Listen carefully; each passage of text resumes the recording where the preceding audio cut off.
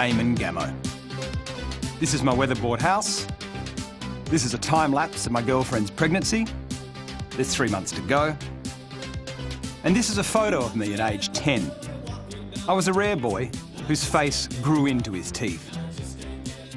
5 years ago, when I met my girlfriend, I was pretty much living on cigarettes, sugar, and my homemade Australian pizzas.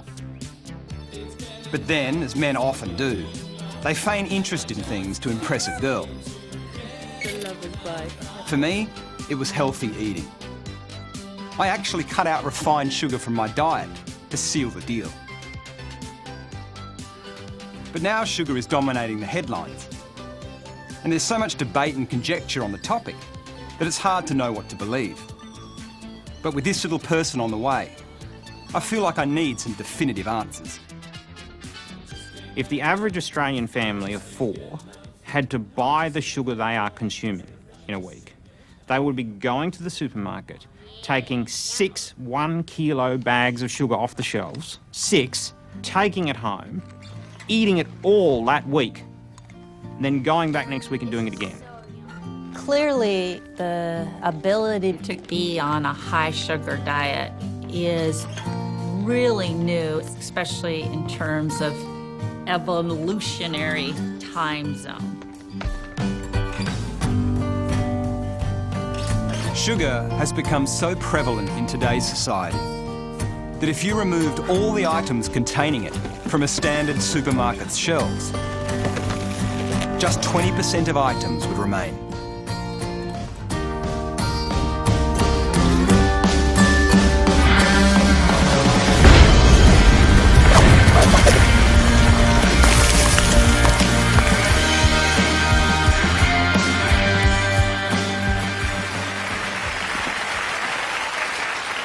Ladies and gentlemen, boys and girls, this is the condensed history of sugar.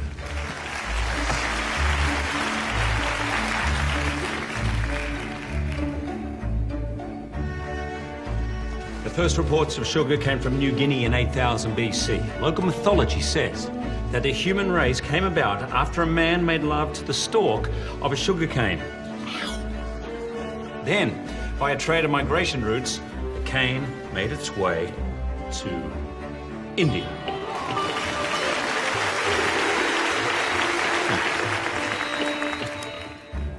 In the 12th century, sugar arrived in Europe, and due to its rarity, it quickly became a status symbol for royalty. Queen Elizabeth I had a real love of sugar. So much so that her teeth rotted and went black from it. Yeah.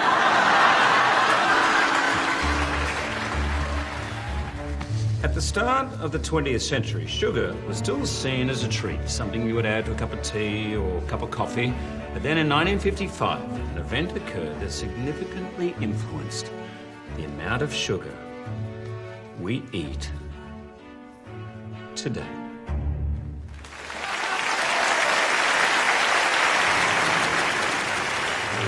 A stunned nation hears that its president is stricken with a heart attack at the... On September the 23rd, 1955, the US President Dwight Eisenhower suffered a heart attack, and the issue of heart disease was thrust into the public domain. Summoned to the hospital, a famed Boston heart specialist. 2 strong theories emerged. One led by an American scientist named Ancel Keys, who declared that fat was the problem, while a British doctor named John Yudkin believed sugar was to blame. I'd be very happy if everybody ate 4 pounds of sugar a year. They eat 100 pounds. Over the next 2 decades, the discussion brought fierce arguments from both camps. But by the end of the 1970s, Ancel Keys had won out. Fat became the villain, sugar was exonerated, and the low-fat movement was in full swing. We institutionalize this idea that a low-fat diet is a healthy diet. So what you want to do is remove fats. This is how industry perceives this. We're going to remove fat from otherwise healthy foods. And when we do this, we have to replace the calories. We have to make sure we have the right mouthfeel. It has to taste as good as it did with fat, and the best way to do that is with sugar. With sugar now saturating our food supply and a constant confusion over its effects on our health, the only real way to get some answers is for me to start eating sugar again and see what it does to my body. So the first step is to set up an experiment with the help of a team of experts. My chief sugar advisor is the author David Gillespie, aka the Crusader. In charge of my blood tests is one of Australia's leading clinical pathologists, Dr. Ken Zakaris, aka Professor Blood. My nutritionist is Sharon Johnson, the Celtic food queen. And supervising my overall health is Dr. Debbie Herbst, aka Checkups. Okay, so I want to do this mission. I want to find out what sugar does to me. What kind of things do I need to do? If you want to match Australian averages, you're going to have to be in the range 40 teaspoons of sugar a day. 40 a day? Yeah, 40 a day. That's what's embedded in most of the processed food that most people are eating. So, right, so does that mean I'm going to eat a lot of these kind of sour rainbow blowpipes? I mean, is that how am I going to get to 40 teaspoons? You won't need to come near a place like this to get to 40 teaspoons. You just go to a supermarket and you'll get to 40 teaspoons. Right. The point is to test out a very high sugar diet and to see what effects we get, what changes I notice in the body. 2 months, I want to eat 40 teaspoons of sugar a day. 40 teaspoons? 40 teaspoons. Ooh. How are you going to do that? Off-the-shelf breakfast cereals like Just Right, low-fat flavoured yoghurt. Another good one would be some beans on toast. Baked beans? 1 serving of a iced tea, you'll end up with nearly 9 teaspoons of sugar. If I can achieve 40 teaspoons a day without touching perceived candy or junk food, I mean, I can't quite fathom that's possible, but if we can do that and see some changes, then that seems like a pretty good story. A lot of your health markers are going to be going in very much the wrong direction, and I'm very glad to hear that you're going to be having some medical supervision because I think you're going to need it. Anyone in the family with diabetes? No. Okay. Not that I know of. Not that you know of. Good. And heart disease? No. All pretty thin and wiry Irish or French folk.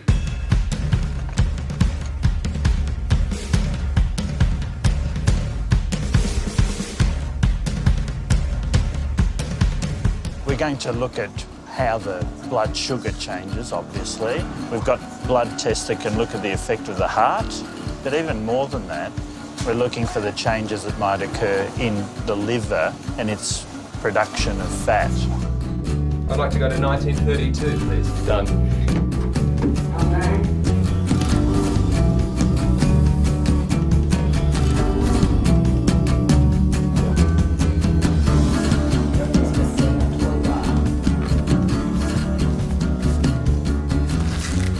So you've got a really normal, healthy blood pressure, 121/79, and your heart rate's pretty good at 75, so that's pretty good. Alrighty, so we'll just have a listen to your heart, see what it sounds like. You know what it's saying, Damon. Don't do this crazy Exactly, thing. that's exactly what I heard it saying. There are some tests that we're doing just to make sure that you're not doing anything too stupid here. Usually I'm telling people not to eat all this sort of stuff, so... I personally think you're insane for doing it at all. But no, honestly, I think it's dangerous. But I guess on the plus side, everybody else is already doing it. So this is where my health stands pre-experiment.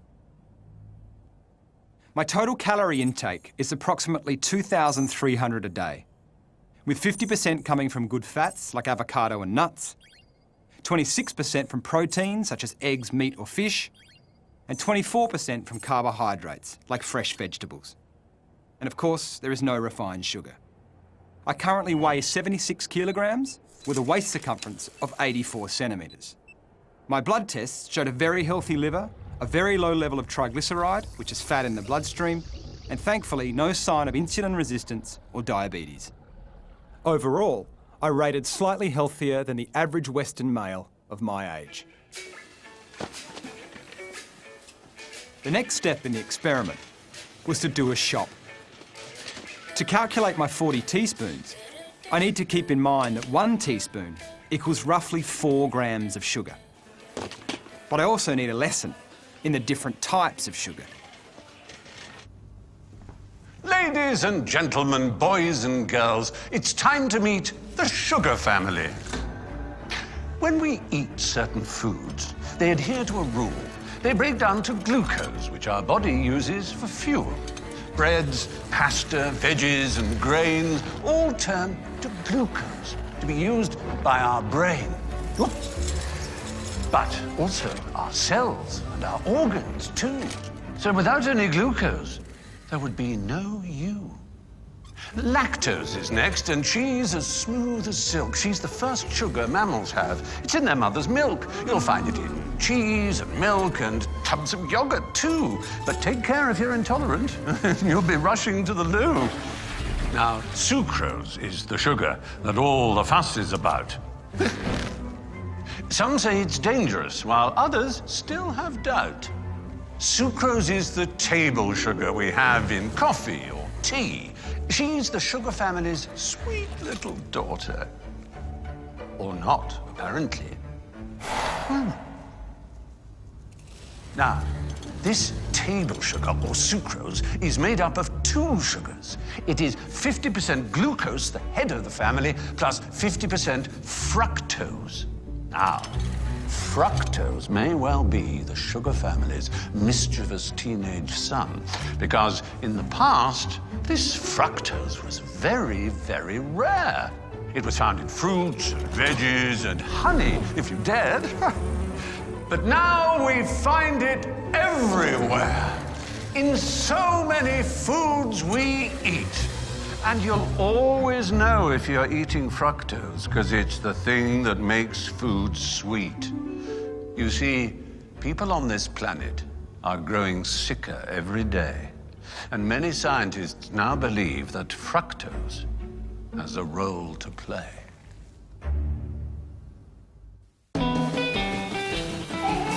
The first load. What do we make these middle shelves the sugar zone? I love it. Yeah, some juicy juice. Yeah. Juice boxes back. Yep. Up and go. So here are the rules for my next 60 days. I must consume 40 teaspoons of sugar a day, but they must be hidden sugars, found in commonly perceived healthy foods and drinks. So no soft drink, chocolate, confectionery, or ice cream. These 40 teaspoons of sugar will consist of sucrose and fructose specifically. They can be added, like jam, or naturally occurring, like sultanas. I must always choose low-fat foods and maintain the same level of exercise as I already do. That's 3 laps of my garden twice a week and a 10-minute workout on my homemade gym. And by homemade, I mean homemade.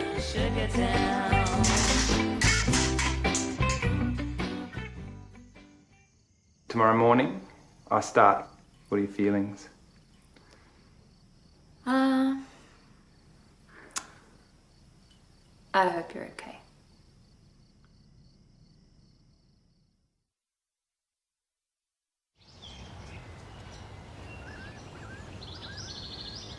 Darling, do we have a metric cup, like to measure size? Oh, yep. Right, so this Just Right tells me that it's 12 grams of sugar per serving, right?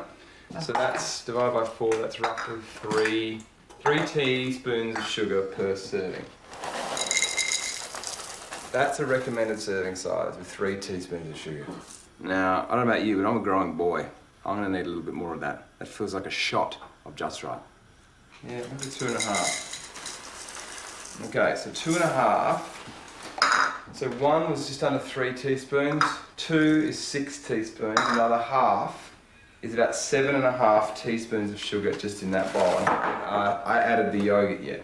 Per serving, there is 27 grams, but a lot of that's going to be lactose, so I reckon 18 grams. 18 divided by 4 is just over 4. So 4 to my 7, so there's 11 teaspoons of sugar, and then I've got to add my juice. I'm going to put about 400 mils of apple juice, that'll do me. There, we're looking at 9 teaspoons. So this combined, I'm looking at nearly 20 teaspoons to start the day. Hey, David, how you going? Good, how are you? But I just had a quick question. I just sort of had my first breakfast and it got to about 20 teaspoons. 20 teaspoons? I almost couldn't believe it, but I did all the maths and it just seems ridiculous. Mate, you're going to have to be on a diet for the rest of the day if you're only allowed to have 20 teaspoons for the rest of the day. That's what I mean. I'm going to have to eat celery for the rest of the day. Just obscene.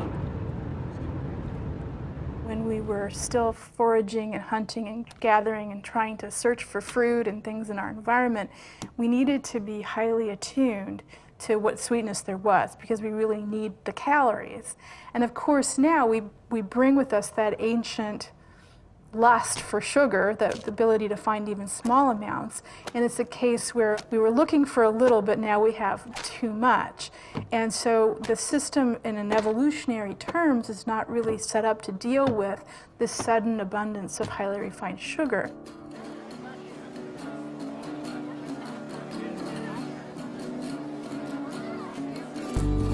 After just 2 days of the experiment, I was amazed at how easy it was to get to 40 teaspoons without eating any junk food. I've just had a breakthrough as to how we might be consuming so much fructose. I just bought these 4 apples. Now I know that if I tried to eat these apples, I'd probably get through 2 of them and I'd feel full. The fibre in the fruit would tell my body to stop. It's had enough to eat.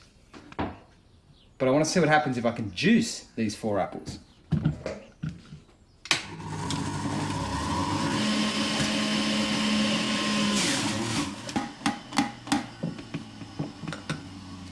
Right, so that's 4 apples. That's the sugar from 4 apples in 1 glass.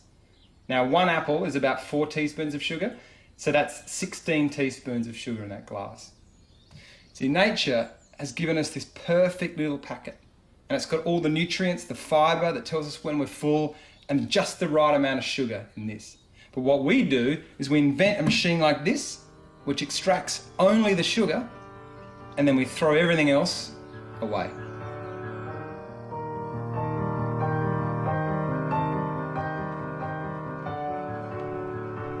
This high amount of sugar in juice, and drinks in general, was certainly the biggest surprise of the first week.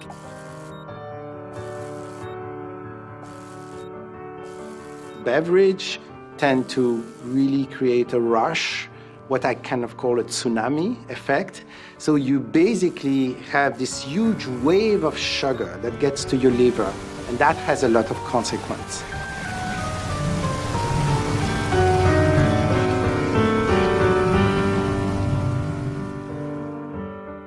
It was now day 12, and time for my first weigh-in. Moment of truth. 79.3. Huh? I'm about to cry. What? Are you 3.2 kilos. in 12 days? In 12 days. And that's without 1 fizzy drink, no ice cream, no chocolate. That is eating healthy foods. It's alarming. Alarming. I guess it's... Debbie's alarm wasn't about the amount of weight I had gained. It was the fact that it was all around my belly. This is what's known as visceral fat. I'm having a baby!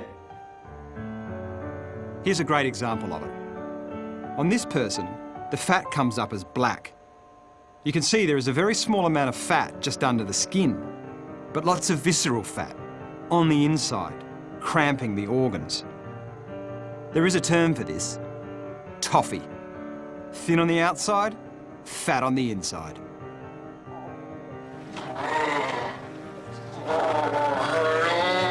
We know that with fructose, you tend to accumulate more fat in this area.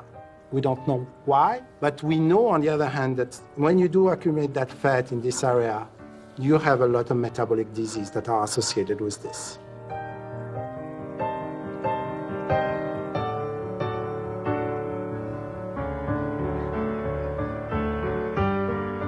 On day 15, it occurred to me what 40 teaspoons of sugar would actually look like, stripped of its cleverly marketed packaging.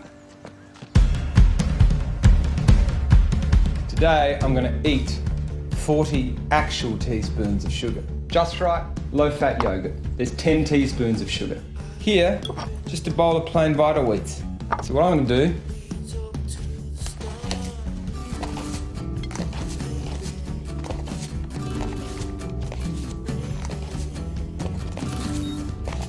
this now equals that.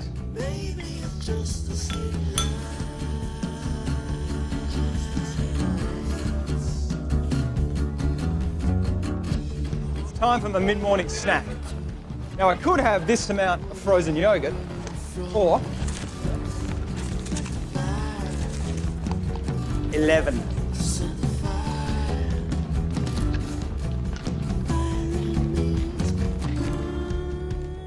So it's lunch.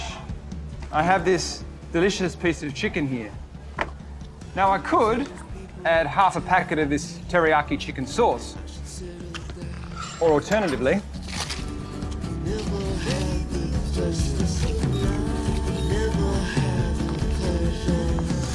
now to wash it down, I could have one of these, or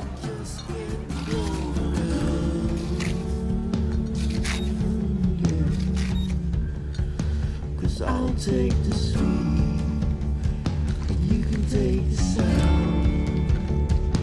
Every single minute, every single hour. So it's the mid-afternoon slump. Now, as a pick-me-up, I could have this Go Natural Superfood Apple Strawberry Cranberry Ripple Bar, or I could have this 7-teaspoon water cracker sugar sandwich.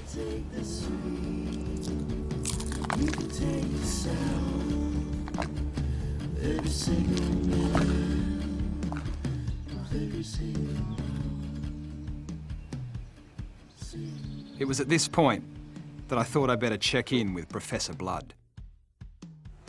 The big change is that the liver function tests have had an amazing rise in one of the enzyme levels, the ALT level.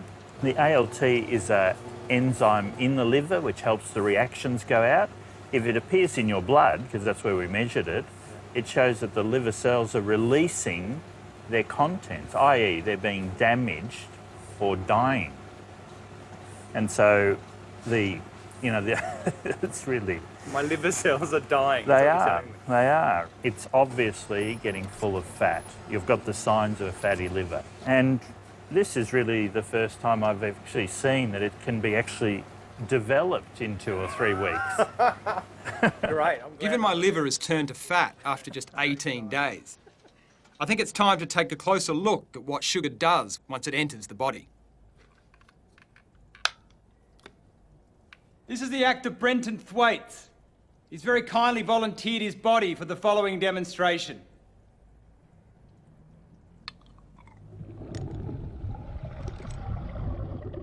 After sugar enters the body, it splits into 2 parts, fructose and glucose, both of which make their way to the liver.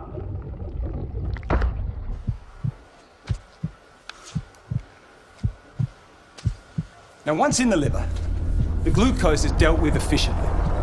It's either used immediately for energy, or it's stored for later, like a spare battery. But the fructose half of sugar is very different. The liver doesn't have a system to regulate the fructose because it was so rare in nature. So it hoovers it out of the bloodstream whether it needs it or not. And if all our spare batteries are full, then it rapidly turns it into fat.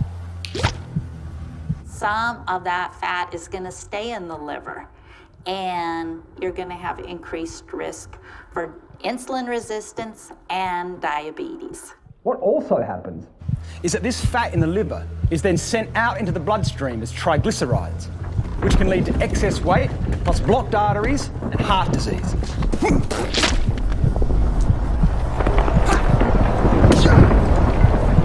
Now, when we're eating lots of sugar and other carbohydrates like bread and pasta, we're producing lots of glucose.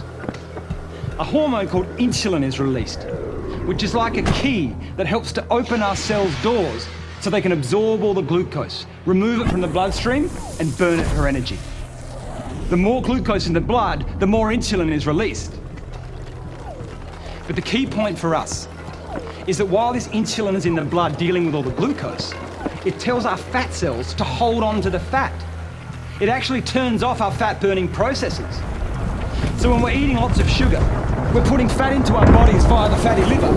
Plus, because of all the glucose, we maintain the level of insulin, which tells our fat cells to hold on to the fat.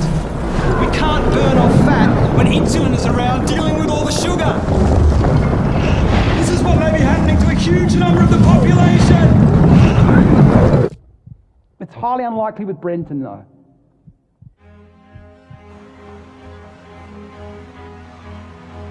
The issue that we're talking about is that there are these chronic diseases related to obesity and diabetes, heart disease, many cancers, gout, hypertension, high blood pressure, possibly Alzheimer's disease. The question is, would these diseases exist if sugar wasn't in the diet?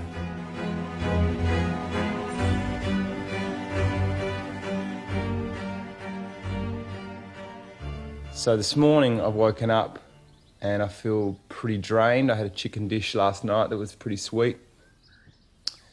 And I can just tell that my body feels lethargic and it's waiting for its next sugar injection. So the perfectly named Up and Go is going to start my day today, banana flavoured, with about 4 to 5 teaspoons of sugar. It was obvious that sugar was affecting me physically, but the real surprise was the impact it was having on my moods. It's amazing, it's so sweet, and I can feel my brain responds to it straight away, like it tastes delicious. The thing I've noticed the most is the mood swings. Big highs when I have the sugar and I feel super alert and switched on for about 45 minutes. Yes. And then I'll get this feeling of real lethargy. I'll feel vague, a bit aloof, until I get that next hit again, and then I'm right to concentrate. I just noticed the attention is reduced and he's much more distracted. And it's very unlike him, very unusual. What you're describing is absolutely what the research has shown. There's a high concentration, energy, followed by a crash. The brain and body runs on glucose. If the glucose level is going constantly up and down, you know, zinging high and low and back and forth, then your mental function is just unstable. If your glucose level is stable and not fluctuating, then you have more clarity. It's almost like the body is getting used to this new reality that I've created, and it gets its burst of energy from the sugar. Yes. And then when that's not happening, it's like going, okay, we're ready. Like, I guess I used to smoke. It's a similar feeling. Tell me a little bit more about what it's like when you've just had some sugar and when you're on the sugar high. Quite a childish thing comes out in me, and then I'm full of beans for a while. He can be like that in, day-to-day life. He's really fun and playful, but the difference is there's a kind of manic edge to it that wasn't there before. It's kind of a bit more like, ah! Now, the manic state is quite interesting because it's not the same as happiness, right? There's a sort of a sense of being wired. So it's interesting because that's the thing that we do see, and of course I'm not suggesting you've got bipolar disorder, but it's a phenomena that we see in that particular condition where there's a very high mood, but it's not actually a very pleasant mood. So Damon, the way that blood sugar affects your mood, I like to explain to people with a really simple diagram. So this is your blood sugar levels here. This is the point where your brain is really happy because it's got enough sugar to keep it going. It is your most important organ in the body in that way. When you eat something that's really sugary, like lollies or fruit juices, that sort of thing, your blood sugar will spike really quickly, and then it will crash down again really quickly. The reason it crashes really quickly is because in response to that sugar, the body releases insulin, the hormone, that takes it into the cells so it can be used for energy.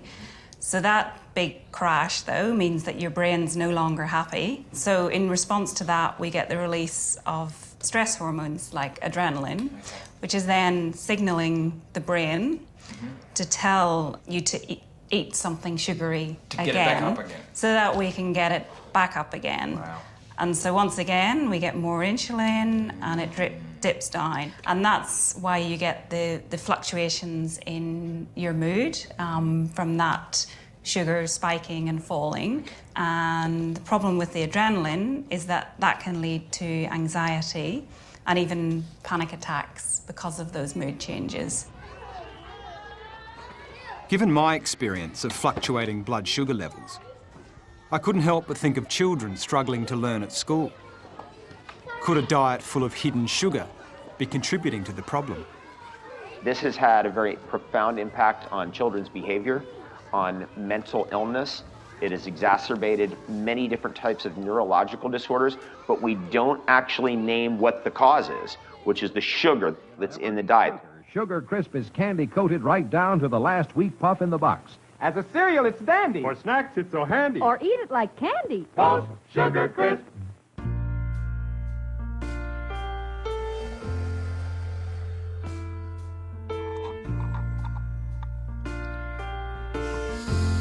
Don't laugh, it's for the... You know why I'm doing it.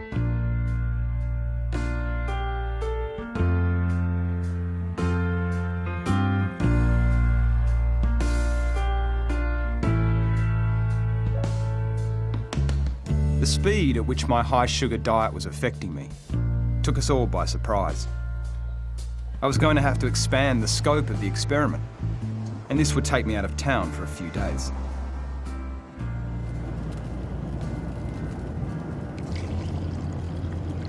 In 2002, I spent some time with an Aboriginal community and was stunned by the amount of sugar they consumed.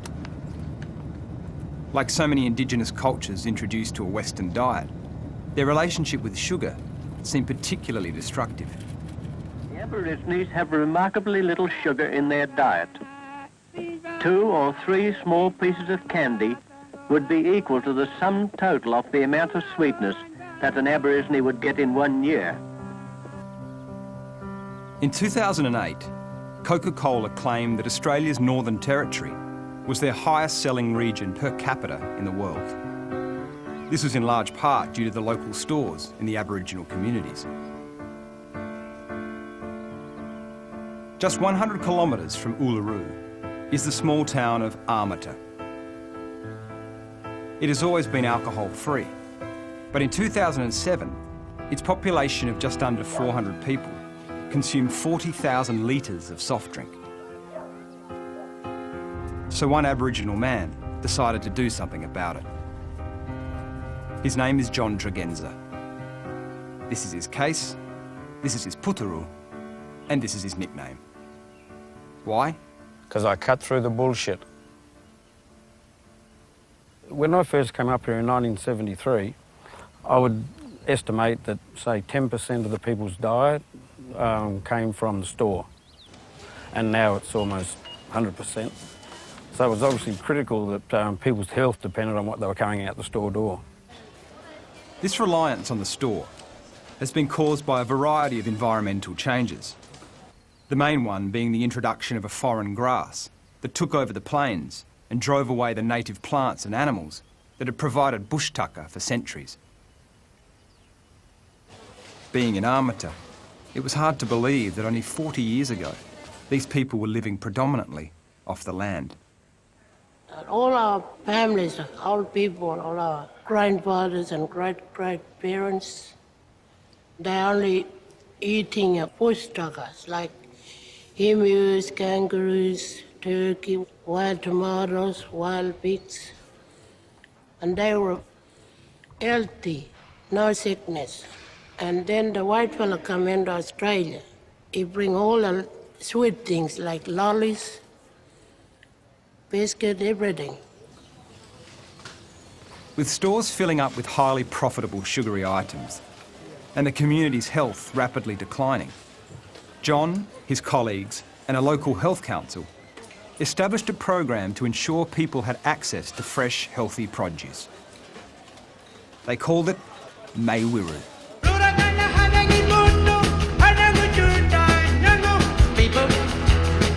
The Maiwiru quickly went to work. They removed deep fryers, added free cold water fountains, and hired a nutritionist to educate the community. For the children, they made music videos with psychedelic vegetables and put up these signs on the store's fridges. I put this one to the test, and I think they might be onto something.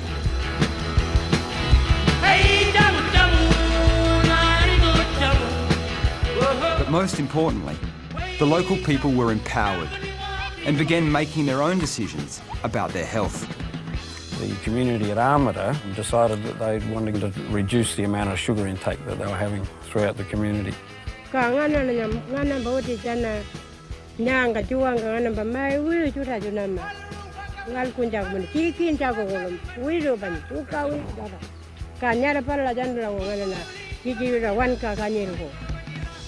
The first high sugar item to go was the black fizzy stuff.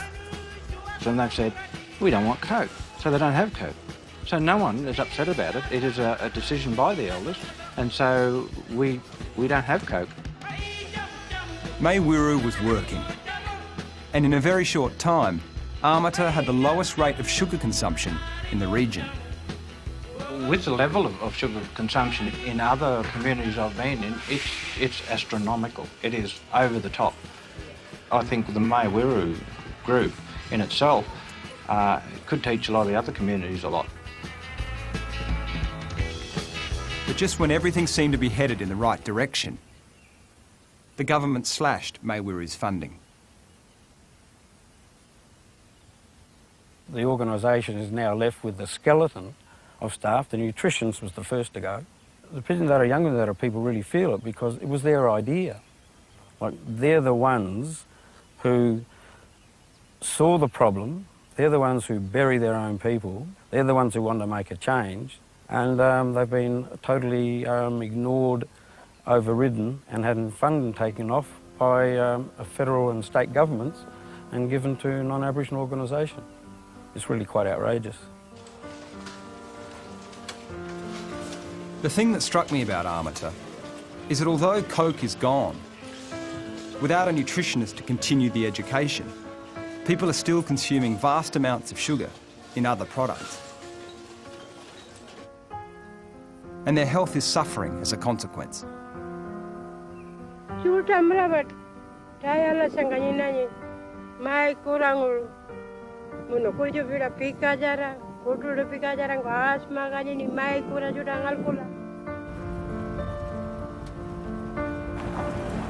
There's a perception abroad that the problems with obesity and diabetes may be related to alcohol, but here at Armata it's been a dry community ever since it was established, so all of the health problems, including diabetes and kidney failure, is all related to the diet. John offered to take me to a special place where the full effects of a disabled Mai Wiru can be felt.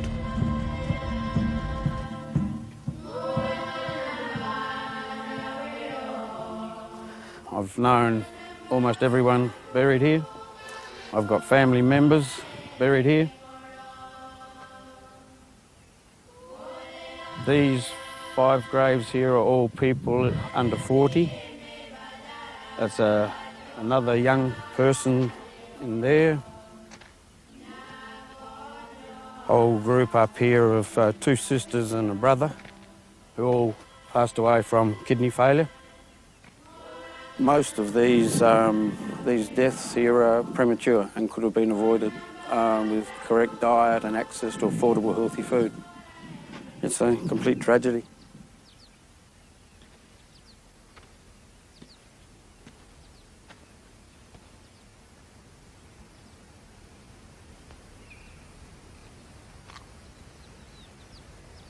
After 4 days in Armata, it occurred to me that what is happening to my body is perhaps a concentrated version of what has happened here and in many other Indigenous communities. I'd been sugar-free for a long time, and now, by suddenly subjecting myself to a high-sugar diet, the effects have been both rapid and acute. If immediate action isn't taken to restore the positive direction that Mai Wiru was heading in, then the oldest living culture on Earth is in great danger of disappearing.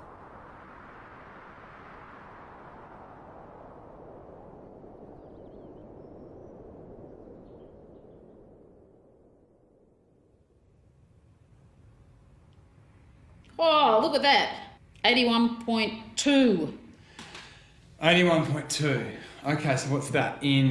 1.6. So how in a month I put on 5. Something like that. Yeah. 76. You started out at 76. Yeah. Over 5 kilos. Oh my God. What? Hang on, is that a... Hang on, don't tell me. 91. 91? 91.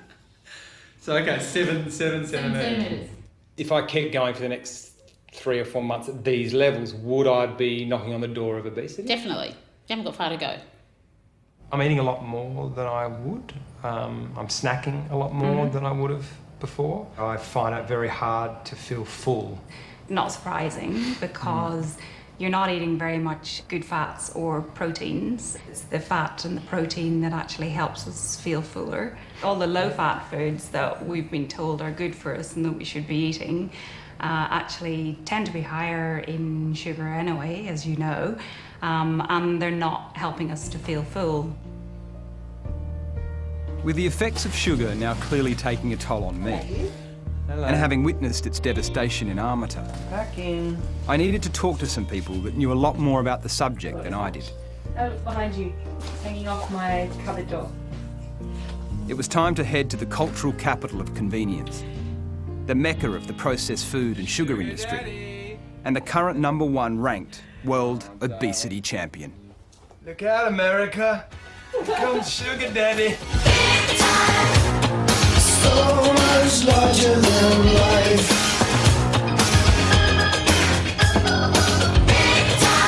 I'm gonna watch it growing.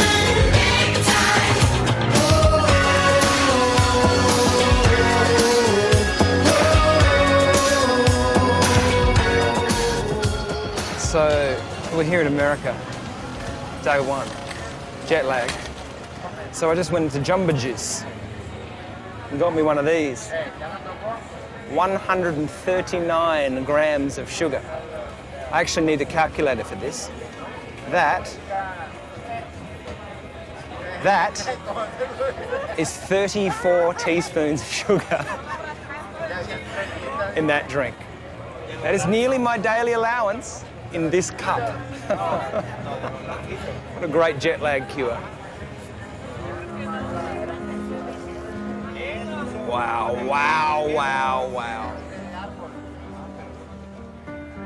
Now, if I was to eat the same amount of sugar that was in that smoothie, but the sugar was in its original fruit packaging, I would have to eat 4 peaches, 9 limes, 30 lemons, and 30 strawberries. This might be fine for a bear about to go into hibernation, but it can have damaging effects for a human who thinks they are making a healthy choice. One of the interesting conflicts today is this idea that pushed by some of our government, well-meaning government officials, that if you could just get Coca-Colas out of McDonald's and get the kids to drink fruit smoothies, they'd be healthier, and yet the fruit smoothies have just as much sugar as the Coca-Cola. The first thing I noticed with American foods was how difficult it was going to be to stay under 40 teaspoons. It wasn't just the abundance of sugar in the food, but also the presence of a sweetener called high fructose corn syrup. Its primary delivery system is soft drink, which adds roughly 4,000 teaspoons a year to the diet of each American.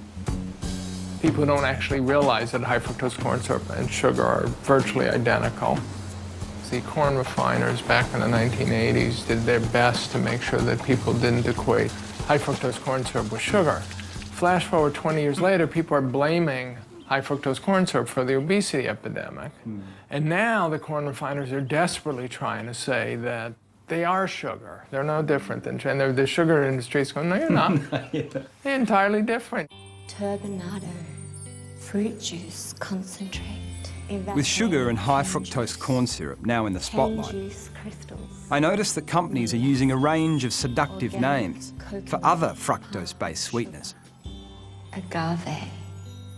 Any sugar, brown sugar, white sugar, high fructose corn syrup, fruit juice concentrate from fruit juice, equal effect on your health.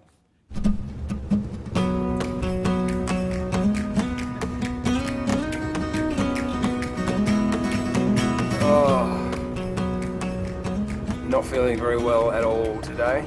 Nauseous in my stomach and had a headache all morning. And it's interesting because we're driving through rural America now. We're in North Carolina. Oh, my kingdom's sinking, and I don't know what to do. It's so hard to get any kind of decent food. There are signs that say food exit, but that food is either McDonald's or Taco Bell or KFC. It's impossible. And if you grow up as a kid and this is your only experience of food and what food is, it's little wonder that there's a massive problem in this country.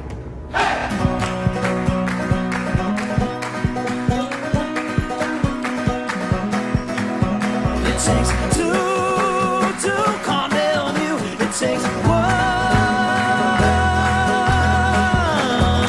to be saved.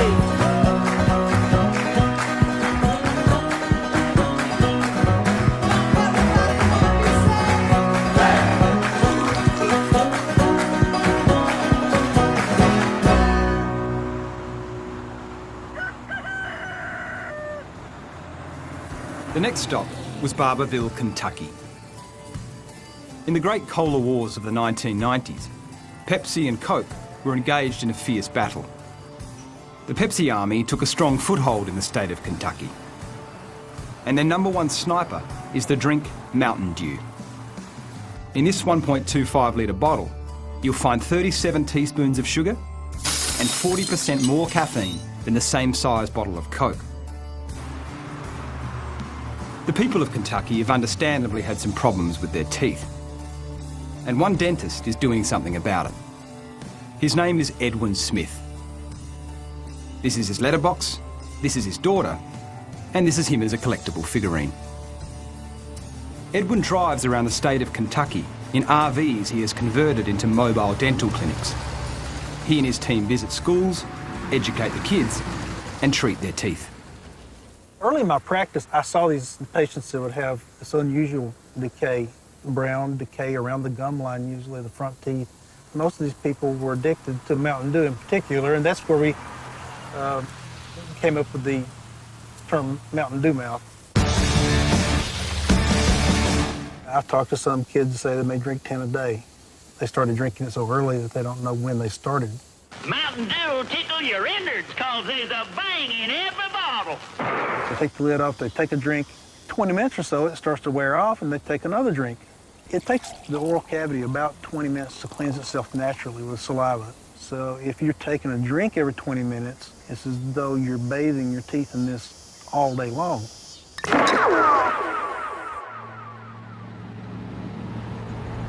What's the youngest kids that you treat? Sometimes 3-year-olds, 4-year-olds that have a lot of tooth decay, and those are usually what we call baby bottle tooth decay, and that's from having juices in the baby bottles, and sometimes it's from having soft drinks in the baby bottles too. Do you do the majority of your treatments in Kentucky? Yes, yeah. Okay. It's eastern Kentucky, the Appalachian region, the mountains. That's the poorest region in the state. It's directly related to poverty. Yeah.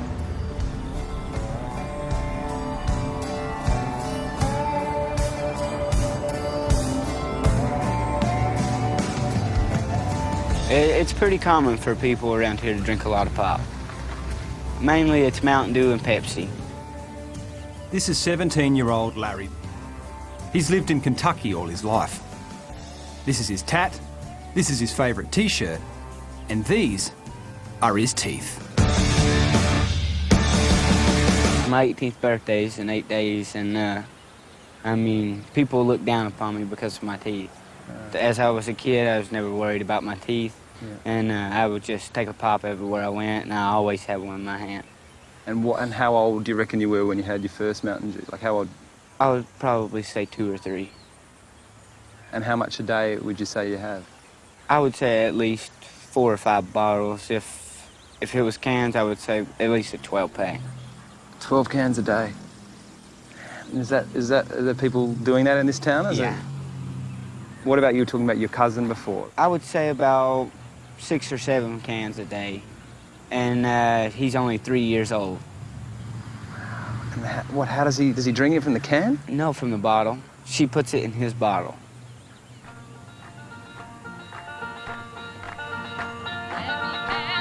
Edwin is meeting Larry today because he plans to remove all of his teeth and replace them with dentures. He has 26 teeth that need to be extracted altogether. I'd like to say that that's really rare, but it's not. You doing okay, Larry? Yeah, I'm pretty good. Nervous. Okay. You got any questions about today? Yeah. What? When can we get this started?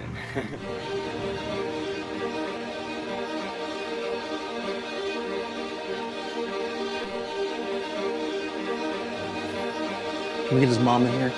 Okay. I don't want no pain for him. I wish I could take it for him.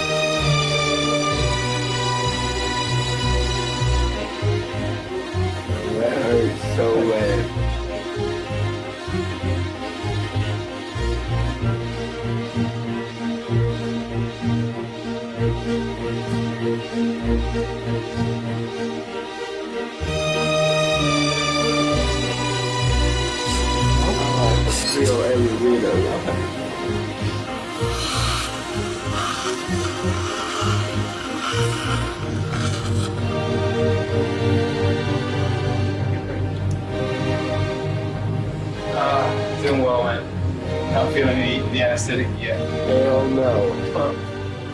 You're a brave man. My blood pressure, so. Yeah. Well, right now, Larry doesn't feel numb, and I think we have a couple factors playing a role in that. One is that he's very nervous and the adrenaline's flowing. And the other is that he has infection in there and has had infection for some time, so the anesthetic does not take effect as well. The condition his teeth are in now, you know, he suffered a lot before he's even been here, so he knows what pain is. Due to infection, no amount of anaesthetic would work on Larry's gums. So Edwin has decided to postpone the procedure for another day. When contacted, Pepsi said that in moderation, Mountain Dew is part of a healthy, balanced diet. But I would argue that any drink with that much sugar and caffeine in it is quite difficult to have in moderation. In fact, despite sitting through Larry's ordeal, the biggest shock came when Larry told me that he still loved Mountain Dew and would continue to drink it.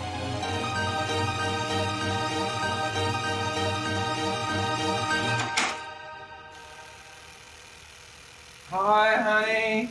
Oh, it was an amazing day. When you think of Armator and now this, you're seeing the direct effects of what sugar's doing. And the companies, they just don't see it because they're worried about making money. They're not on the ground level seeing the effects, and they don't care, really. And I spoke to the dentist about like what Pepsi have done about it and stuff, and he said, oh, look, you know, they contacted me and said, look, we really want to help you out, and, you know, so they bought an RV, another car to help with the kids, but he's like, look, yeah, that's good, but they don't really need an RV, they need education.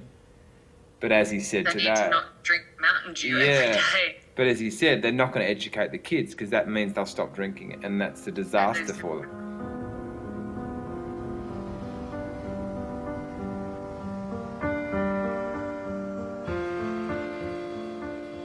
My experience with Larry led me to a Pulitzer Prize-winning author who has written extensively on how the food giants have got us hooked on their products. You can't underestimate the amount of scientific effort that these companies will put into maximizing the allure of their products, understanding the sort of fundamentals of how we taste and why we crave and what makes food addictive. And I was lucky enough to spend some time with a legend in the processed food industry. His name is Howard Moskowitz. And he walked me through his recent creation of a new soda flavor for Dr. Pepper. He started with 61 levels of sweetness in the formulation, subjected that to more than 3,000 consumer taste tests around the country, then took that data and out came the optimum level of sweetness that was guaranteed to send their new soda flying off the shelf.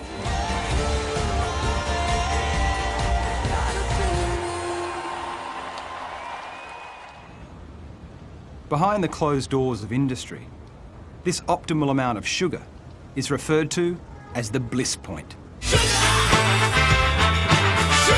Back in the 1970s, Howard Moskowitz discovered that as you increase the amount of sugar in a product, people liked it more and more.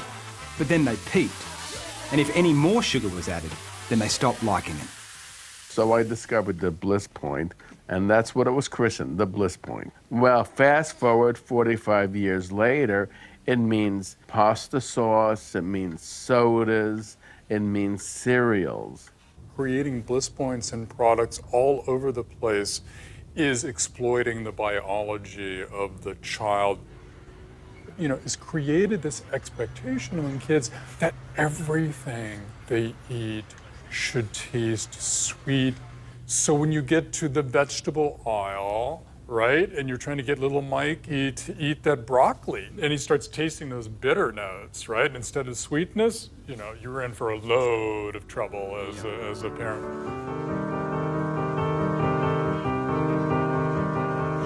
It's understandable that our palates have adjusted to all of these blissed out foods when we have such a primal desire for sweet. Even Mother Nature herself has created a berry that makes everything taste sweet.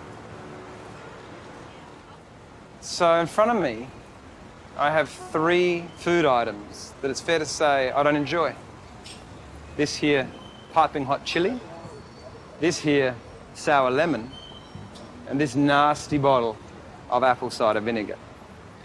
But apparently, if I put this miracle berry onto my tongue and then eat those things, it's supposed to make them taste sweet.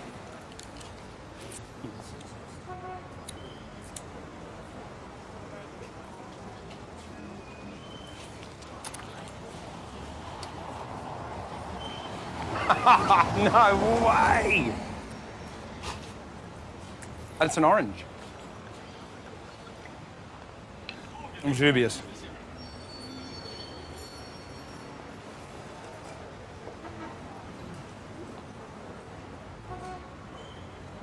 When I hit my throat, it was really intense.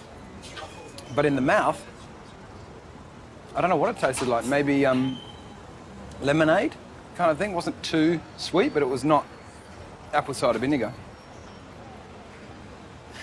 But this has got me nervous. I do not like chili at all.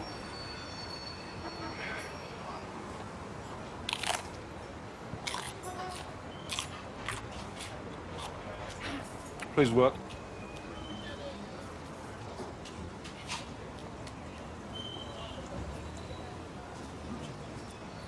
Nothing. It hit my throat though. There's no miracle berry on my esophagus. Damn. This experiment with my taste buds made me realise what the food companies have always known, that adding sweetness can make anything palatable. I'm so sorry. Well, almost anything.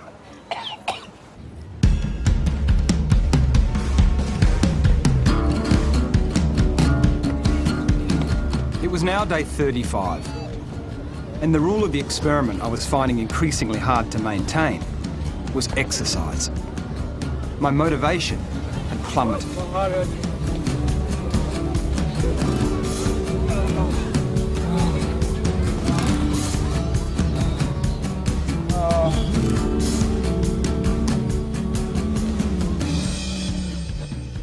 Hello, Sharon. How are you feeling? Oh, well, if you could see me, you would not recognise me because there's a few pimples that have arrived There's a lot of fat and fullness in my face, and my tummy is really quite something to behold. I can't fit into my favourite new shorts anymore, which is a bit disappointing. When did the pimples break out? About 3 days ago. It's probably your liver reacting. Often skin conditions are related to poor liver functioning. So if someone's on a sort of like high processed sugar diet, you'll see it in their eyes, you'll see bags under the eyes, you'll see it in their skin, whether they're here or they're just really drawn and lethargic. Sugar's effects on me physically were obvious, but my cravings for it and the mental toll it was taking prompted me to explore what it was doing to my brain. So I took my pimply face to the Oregon Research Institute. This group of scientists, who I'm trusting enormously, own this colossal magnetic sucking machine called an fMRI, which they are going to put me and my brain into. They will then show me images of this high-sugar, low-fat milkshake, and then feed me the milkshake through a special mega straw. Then they'll take some photos of my brain and show me how it reacted. Now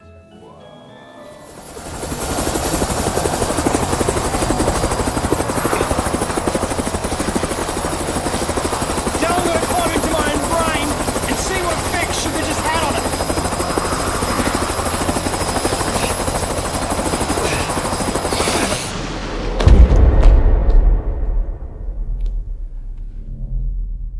Now, the first step is that we see what's called a cue, or a trigger, which in my case was the milkshake.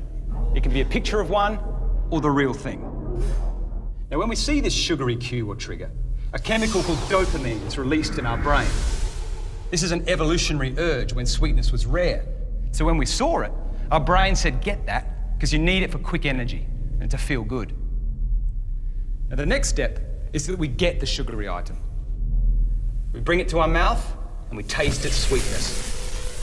It's then that chemicals called opioids, beta endorphins are released, and we feel terrific. Sugar lights up the same reward areas of nicotine, cocaine, and sex. But it doesn't last long.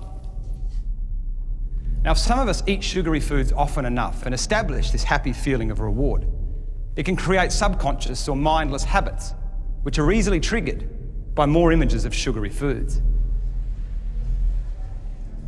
Throw into the mix that the fructose half of sugar also affects our appetite control centres, plus the glucose half affects our moods. And suddenly, we have a very volatile combination on our hands. One of the very interesting emerging findings in this literature is the more you eat high sugar foods, the more you're going to desire high sugar foods and want to continue eating them.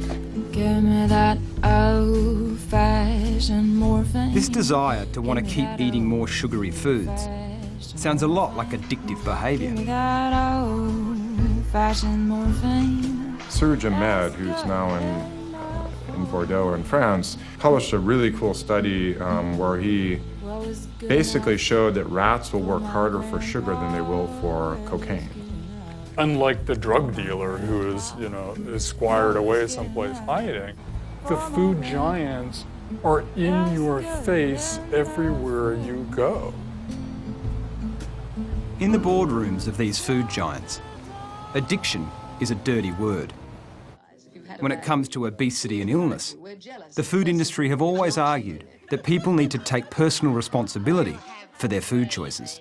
When it comes to eating, fat people are basically very stupid. But you see, I was away this weekend, and it is difficult in friends' houses. Okay, Mrs. Wright, I can't no say more chocolates. For more than 50 years, the food industry has insisted that obesity is caused by too many calories and not enough exercise, which implies that anyone overweight is simply lazy or greedy. Okay, so we just passed halfway, and I've never counted calories in my life. I'm trying my best in this experiment. It's hard to be accurate, obviously, but it looks like my calories so far are pretty much exactly the same as they were pre-experiment.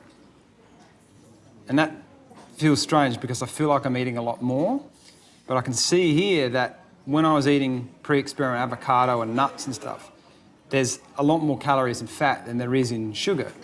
So, in fact, it's half, like 9 calories per gram of fat, whereas sugar's only got 4 calories. So I can see why we're told that sugar's okay and don't eat fat, because there's less calories.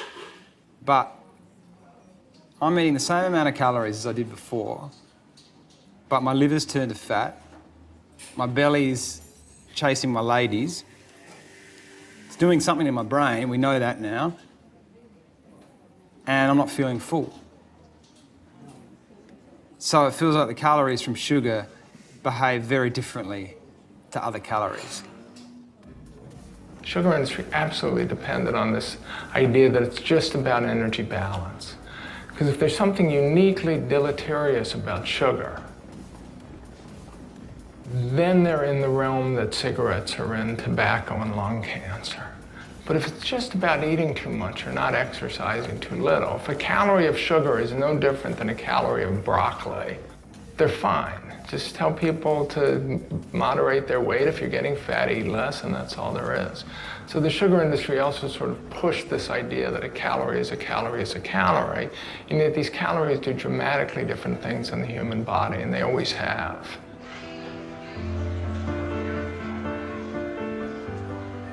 It's become clear to me that in the search for profits, the food companies are not only targeting our primal desire for sugar, but are also insisting that all calories are equal. The result is that we feel like failures if we're addicted or overweight. Perhaps the greed that is actually making us overweight and sick is of the corporate variety.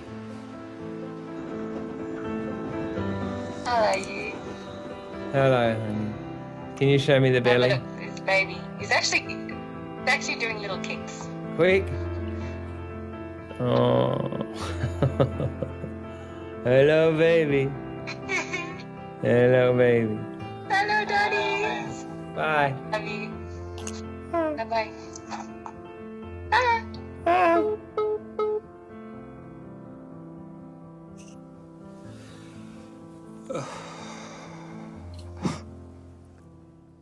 You know how many sugarholics there are in this country? Millions and millions of them. As you go around the schoolyards, you watch the young boys and girls of this country and see how many of these children, they're soft, weak muscles, they're out of condition, they don't have the energy and vitality they should have.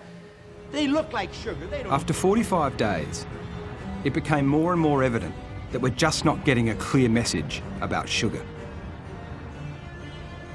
Could the fact that sugar's global trade is worth $50 billion have anything to do with it? It turns out that the suppression of the message began in the 1970s, when the US government was reviewing the safety of sugar for the first time. The Sugar Association launched a campaign to ensure their product wasn't vilified. In this case, what the sugar industry did is they stepped in when the evidence was ambiguous, and they said, we're going to kind of make sure it's always ambiguous. To do this, the Sugar Association paid scientists, hired a PR company, and released a report with a press release that read, "Scientists dispel sugar fears." They put out this document called Sugar in the Diet of Man. There's no sign that it was paid for by the sugar industry. It looks like a very official document. It's published in a journal. The sugar industry sends out 25,000 copies.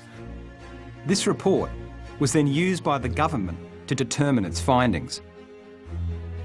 Sugar was exonerated, and the rest of the world followed suit.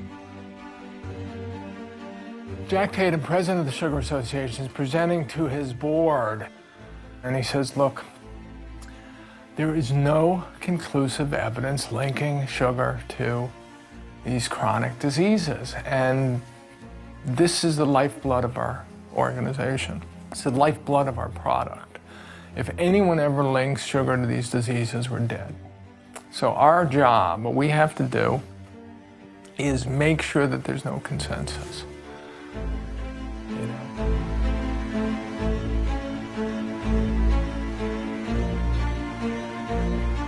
This manipulation of evidence and deliberate muddying of the waters is all sounding very familiar.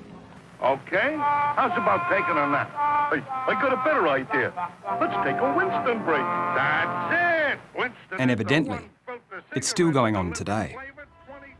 If you create a list of the things that the tobacco industry did to stall or to fight off public health actions that would curtail smoking, the food companies are doing every single one.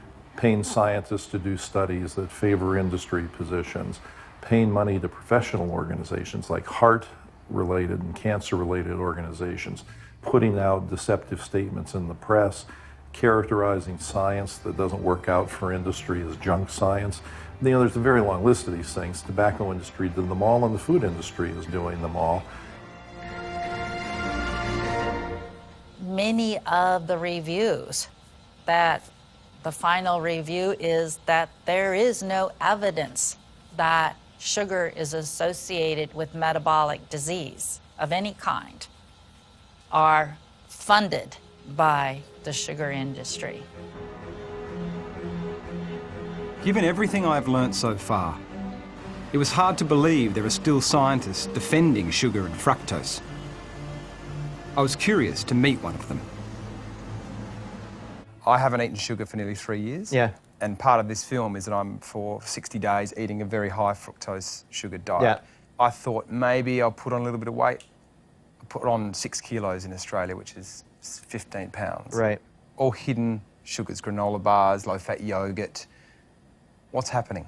Well, what I'd say is that that's a very powerful anecdote, and I think, you know, I think that's true, can be true for a lot of people. But I would say that you have to be careful anytime you do a high amount of anything. I think if I was to put you, again, on a white bread diet, you know, or to put you on a crisp, you know, potato chip diet or French fry diet, you might have a similar effect. I think the issue is that all of these calories really need to be regarded as discretionary. I found John's position on calories so similar to the line that the food industry takes that I felt compelled to question the source of his research funding. Have you ever received any kind of funding from Coca-Cola? You know, I think this is a really important question, and it's very important for me that I be transparent. So we've received investigator-initiated, unrestricted funding from Coca-Cola. What that means is they had no say over our questions we were asking, how we conducted the research, our analysis, our interpretation, and our data plan. It's a red flag for me to hear you even say that. Is like, whoa, yeah. Okay, because this is a company with 650 beverage products that rely on fructose and sugar. Yeah. So what I would say is you're right. I mean, we realized this going in.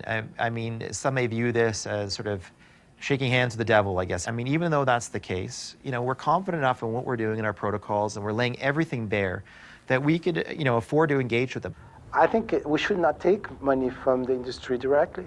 I think it's just morally wrong to do that. And, you know, money is tough. So it's a big dilemma for researchers as well. But we don't want to taint the answer. We want to know the truth. Just 1 week later, I saw an ad for a symposium on fructose and sweetened beverages. It was sponsored by Coca-Cola. Their keynote speaker was Dr. John Siebenpiper.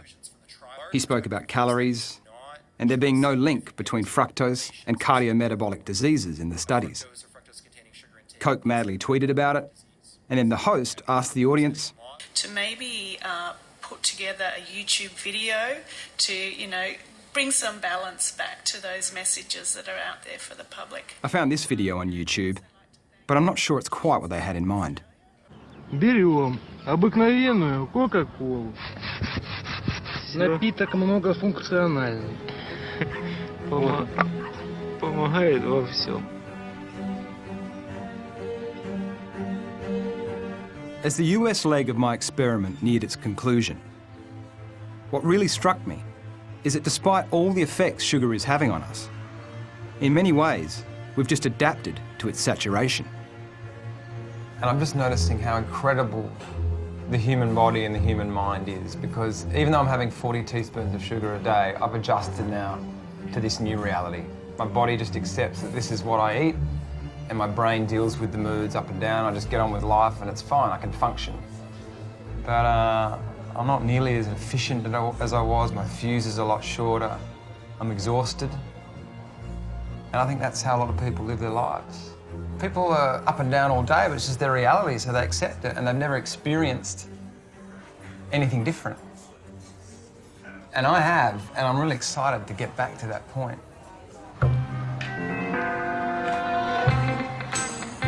If you've always lived this way, you have no idea what life can be like. It's not part of your frame of reference. Just the sound of your voice turning out. Now, a lot of people will say, well, I eat sugar all the time and, you know, I'm perfectly fine. Well, what they don't understand is that they eat sugar all the time and they're fuzzy and their mind is cloudy all the time. Goes a long way. Sugar has now become so deeply ingrained into the fabric of our society that some people can't imagine life without it. Let's say we took away added sugar. Well, then what are people going to do to get that same feeling in their life that sugar gave them in terms of their values and preferences? But we forget that we didn't always live like this. Society has changed. 200 years ago, there was not a society in the world when they had a festival that was basing what they ate and what they drank on sugar. Today, it has become synonymous with any celebration. But more profoundly, it is one of the simplest ways we communicate love. I think the reason that sugar has become so ingrained is that it actually evokes love. Our brains respond to the chemical effect the same way we respond to love. If we're feeling upset, what do? We have some sugar. Oh, I feel better. There's not enough sweetness in our life, not enough love. Oh, I'll just have some chocolate. With sugar having such complex associations with our hearts, minds and bodies, I wonder if it is having far greater ramifications for the culture than we've considered.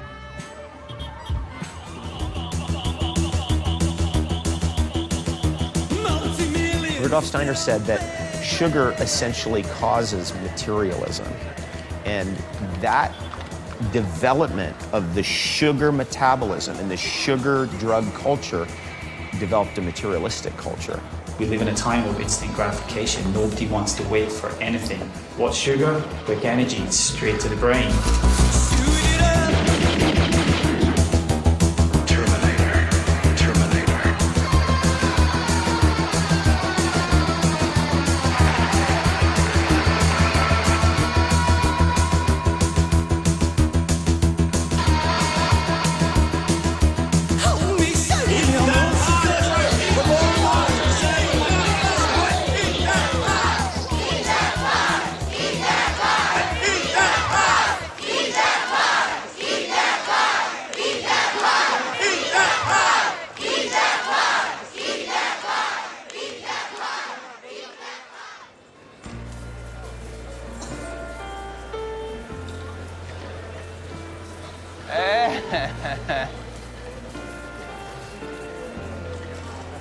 Hi, darling.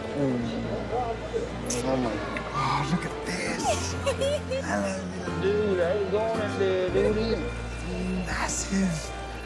How big's mine, too? Look at that. All right, let's do it. After 60 days and 2,360 teaspoons of sugar, it was time for the last meal. I thought it would be fitting to cram all the remaining 40 teaspoons into items that could be found in a child's school lunchbox.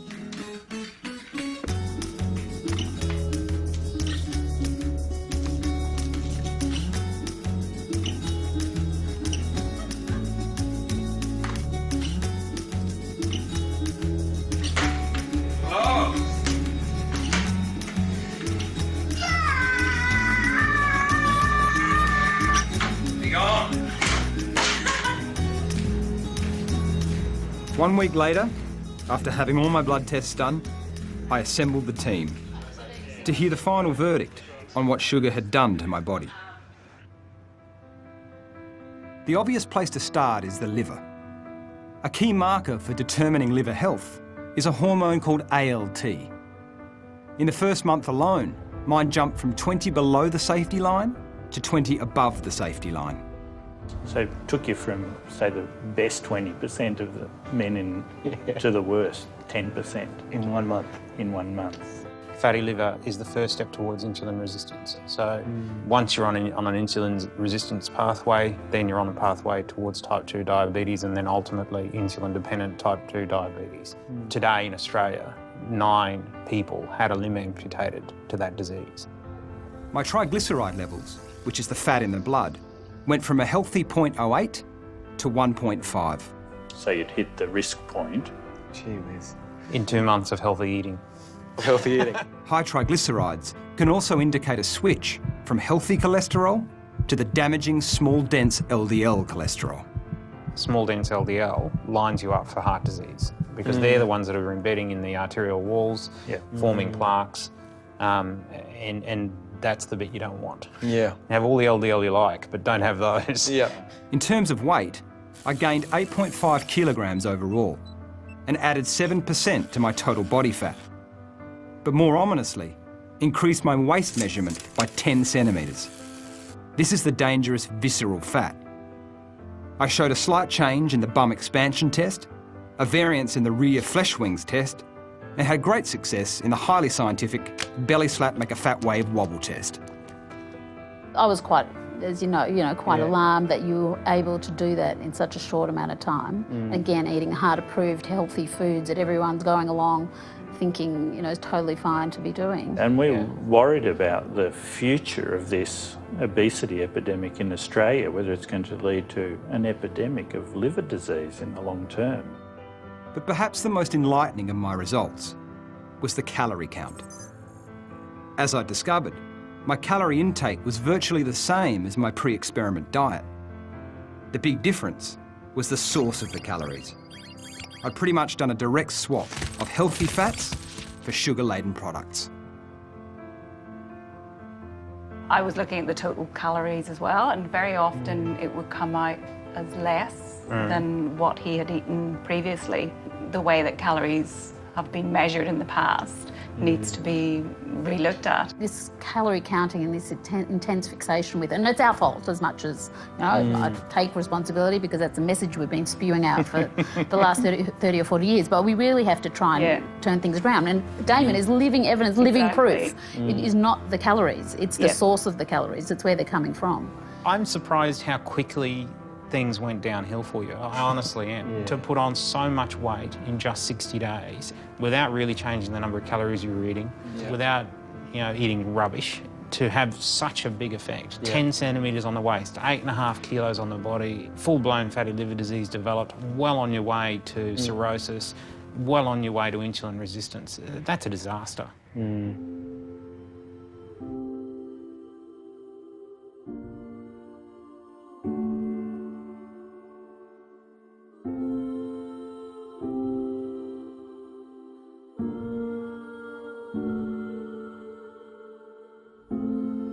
I obviously, through my research, have convinced myself that sugar is almost assuredly the problem, like the fundamental problem. You get rid of sugar and everything else becomes relatively harmless. We would like to do the definitive study, but even if we find out next month it gets funded, it's still going to be 5 more years before I will have results. What possible risk to public health is there in people lowering their sugar consumption? This is our problem, and we should all work together to solve it instead of pointing fingers and not being productive about that. And I would love to see the food industry come to the table with scientists and healthcare providers and do what's right.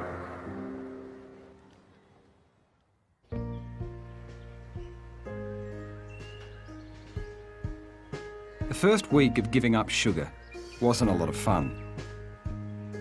Frankly, it didn't feel that different from giving up cigarettes. I had headaches, I was moody, and my sleep patterns were terrible.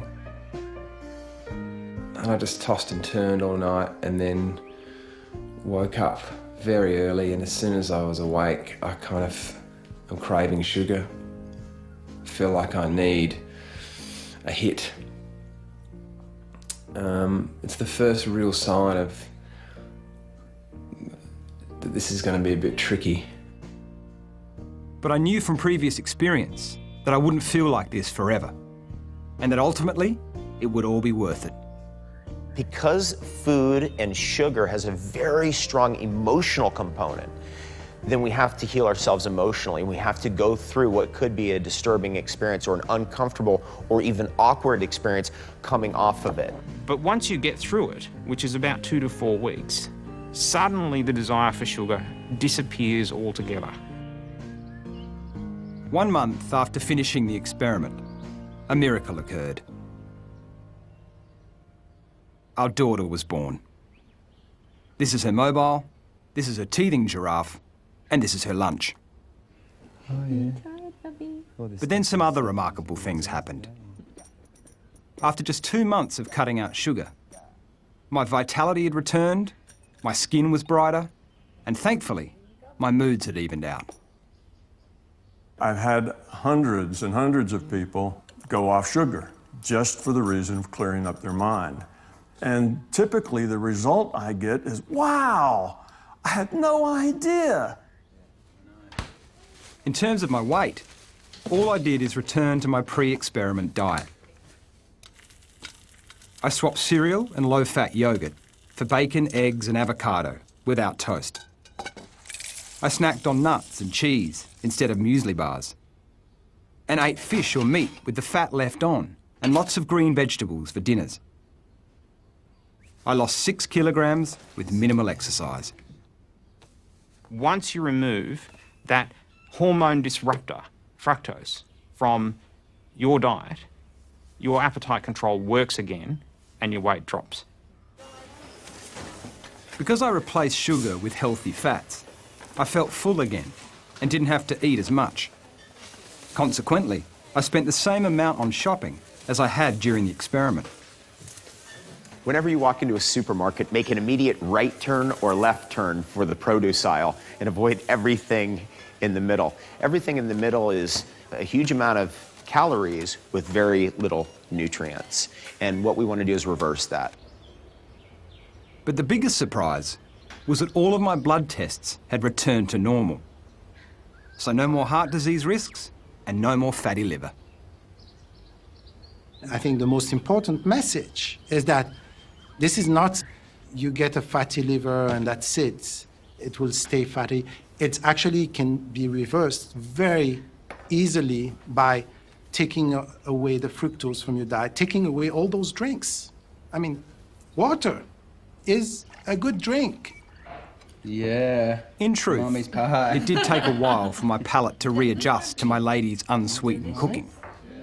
Things tasted bland for the first few weeks, but then I rediscovered the full flavours of fresh produce. For just 5 days, I want you to discontinue or take out of your diet for 5 days these foods that I'm going to show you, and I promise you that you will feel 100% better. Will you please try this for me, just as an experiment, because I'm here trying to help you. You help yourself a little bit. White sugar, candy, cake, ice cream. In the USA, it was recently recommended for men to have no more than 9 teaspoons of sugar a day, and women no more than 6. Australia currently doesn't have an equivalent recommendation. I love chocolate. I eat a little piece of chocolate every day, but I'm careful, and I understand the adverse effects if I have too much of it. But for me, it's simpler to cut out sugar altogether. And that means avoiding artificial sweeteners too, that keep the cravings alive. If you continue to reinforce it has to be sweet in order for it to be good, then you're never really learning how to do food, good food. I want my daughter to grow up healthy and happy, and not waste any of her precious time counting calories or obsessing over weight.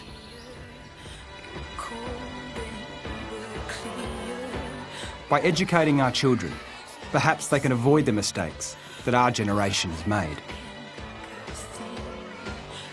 do whatever you can to turn fruit and vegetable into the highlight of your meal.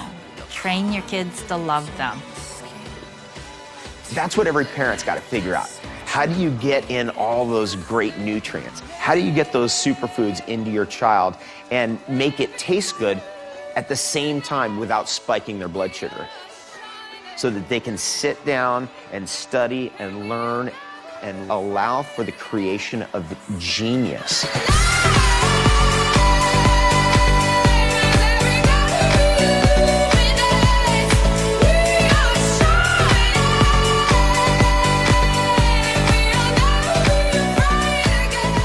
That's why we're having the sugar experiment. We had to learn that this is not the right way to go in order to help inspire us to get to the next level. I certainly don't think that sugar is solely to blame for all our current health problems. But given its prevalence in our food supply, lowering our consumption is a great place to start. Sugar's not evil, but life is so much better when you get rid of it. This experiment has proven to me that refined sugar and excess fructose are causing serious damage to the health and well-being of millions of people. And as the debate heats up and the food industry fight tooth and nail to shut the message down, we'll be bombarded with conflicting nutritional advice. But for me, quite simply, the proof is in the pudding. About 10 teaspoons of it.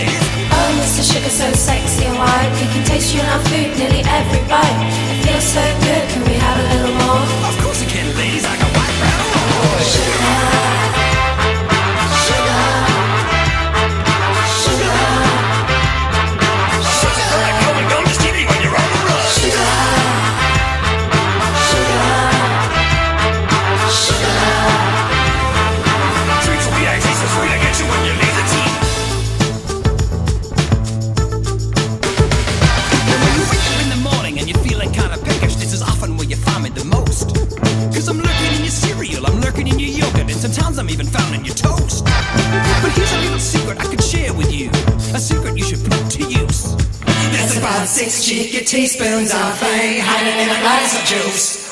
See, some people think that Mr. Sugar hangs out only with the bright colored snacks.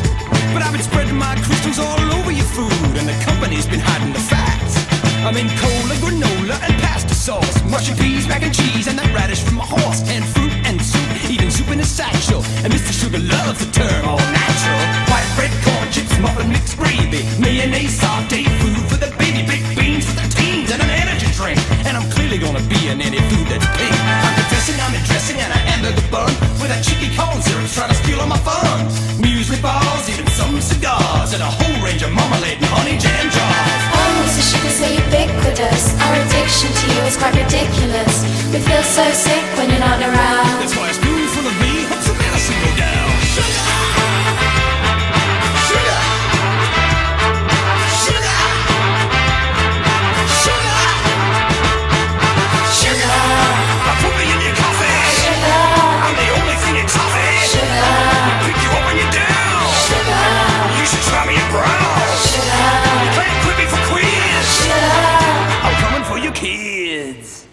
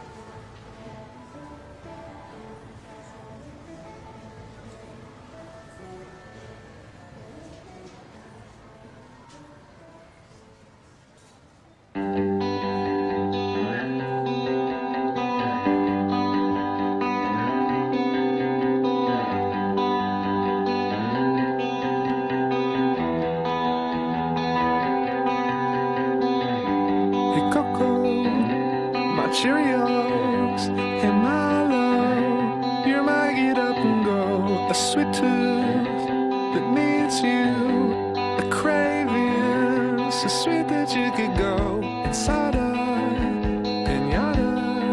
You're like sugar. You're like sugar. You're like sugar. You're like sugar.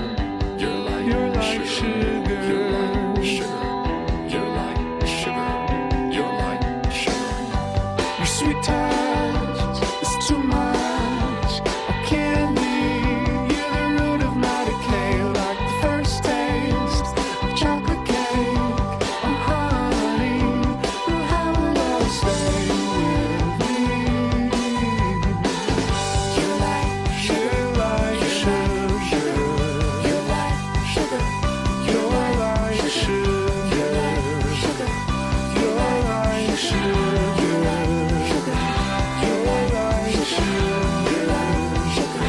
You're like